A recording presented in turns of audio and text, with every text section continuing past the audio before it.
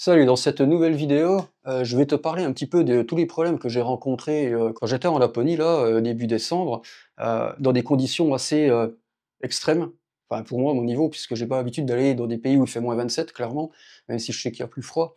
Mais c'est vrai que quand on est, photographe, vidéaste, ou enfin qu'on aime l'image, ou pilote de drone bien sûr, ça peut être vite contraignant et je vais t'expliquer pourquoi. C'est parti.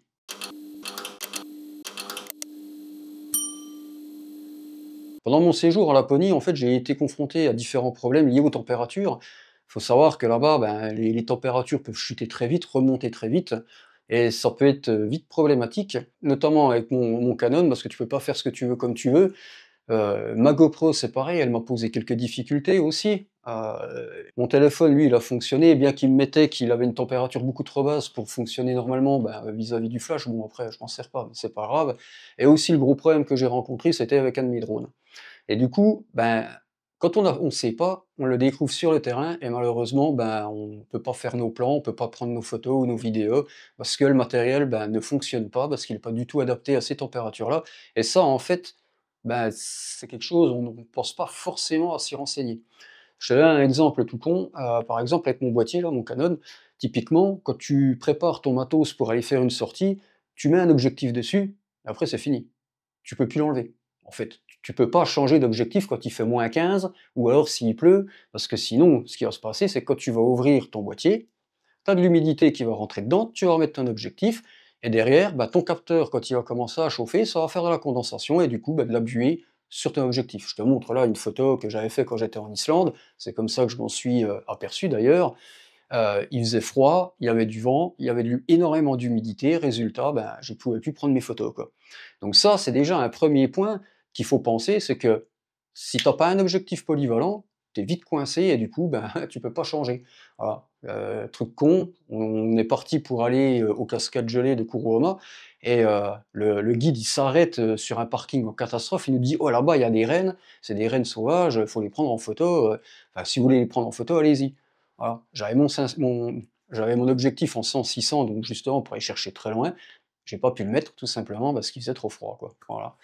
Donc du coup, ça c'est un premier problème, qu'il faut pas négliger parce que de un, bah, tu peux plus faire de photos et de 2, c'est un coup à flinguer ton matos, quoi, ton boîtier.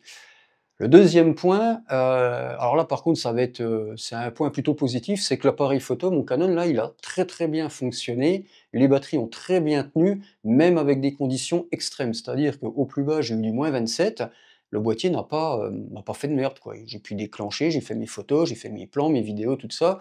Franchement, c'était nickel chrome. Donc ça, franchement là-dessus, 0 regret sur l'achat de ce boîtier-là, quoi. Je peux pas en dire autant de ma GoPro, mais en fait, j'ai trouvé pourquoi après j'ai eu un problème. Quand je suis parti faire, les chiens de traîneau, j'avais pris ma GoPro, j'avais chargé ma batterie, une batterie enduro. J'ai dit: «Cool, super, on y va».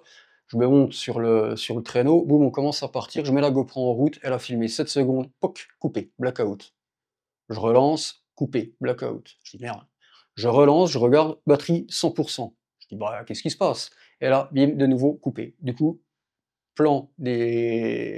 vidéo GoPro des chiens de traîneau, 0, enfin si 7 secondes quoi, voilà. Ensuite, avec ma GoPro, je suis reparti, sauf que là je me suis dit: «Attends, j'avais mis une batterie enduro mais qui n'était pas officielle, là je vais prendre une batterie, enduro de chez GoPro directement».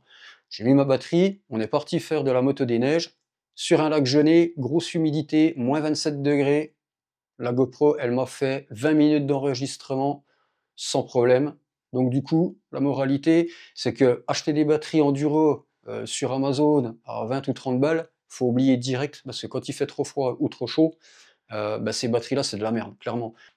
J'avais pris ces batteries-là, alors je sais pas si tu vois? Ouais.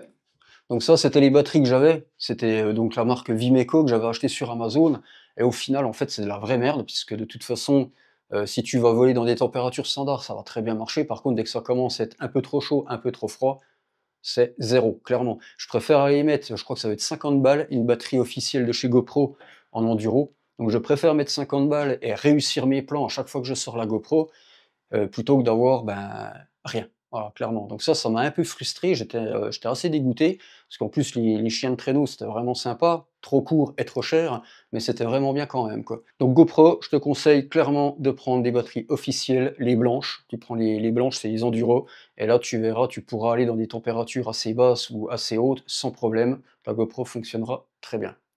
Ensuite, j'ai pu utiliser mon Mini 3 Pro parce que j'avais pas pris mon Mavic 3, enfin j'avais pas pris mon DJI 3, j'avais pris le Mini 3 et par contre là, j'ai pas eu de problème particulier.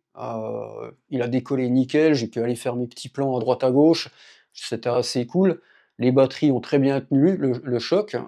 Quand j'ai décollé qu'il faisait, relativement froid, je crois qu'il devait faire -20, à -20 degrés, ben, les batteries ont tenu, mettaient 20 minutes, 19 ou 20 minutes d'autonomie. J'ai volé quasiment 5-6 minutes parce qu'après je pouvais plus, j'avais les doigts complètement gelés, donc voilà. Mais il a tenu vraiment bien la charge et pas de problème à noter.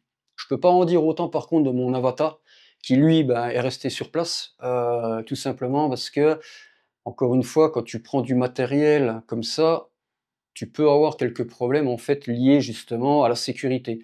Typiquement, j'ai mis mon avatar en route, j'ai mis mes lunettes en route, tac, j'ai vu dedans préchauffage de l'IMU. Et du coup, ben, préchauffage de l'IMU, il a jamais pu chauffer parce qu'il faisait trop froid. Donc du coup, j'ai jamais pu décoller. Du coup, donc pour faire les plans que je voulais là sur un plan d'eau gelé avec un petit pont et tout, ben j'ai pas pu les faire. Donc voilà, encore une fois, frustration. Mais c'est le jeu, c'est comme ça, on peut pas forcément tout prévoir et tout savoir. D'un autre côté, j'ai envie de te dire, c'est peut-être pas plus mal que j'ai pas pu décoller parce que le fait de mettre juste les lunettes comme ça pour regarder, direct j'avais de la condensation, enfin de la buée dessus, donc ça aurait été un coup à ce que je me crache avec l'Avata. Du coup, quelque part, c'est pas plus mal. Mais voilà, il faut savoir que l'Avata ne supporte pas, absolument pas en fait les températures trop froides. Alors après, encore une fois, hein, on est sur des températures assez extrêmes, mais bon, voilà, le Mini 3 a décollé, l'Avata, voilà.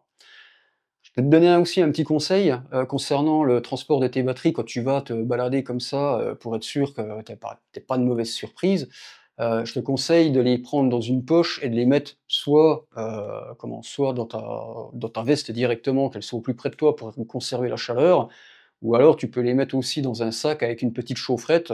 Alors je te conseille les petites chaufferettes, en USB qui se rechargent, parce que celle-là tu peux régler la température, donc tu mets à 30 degrés, c'est largement suffisant, ça maintient ta batterie en bonne température, et puis quand tu veux t'en servir, bah, tu la sors et puis tu la mets et c'est parti, quoi. Voilà, j'espère que cette vidéo te sera utile. N'hésite pas à mettre un petit like, à t'abonner surtout, c'est très important, et à mettre un petit commentaire si tu as trouvé la vidéo utile, ou si tu as des questions, je me ferai un plaisir de t'y répondre. Tu peux me suivre aussi sur mon Instagram, je te mets le lien comme d'habitude en description. Et en attendant, moi je te dis à bientôt dans une prochaine vidéo. Ciao ciao.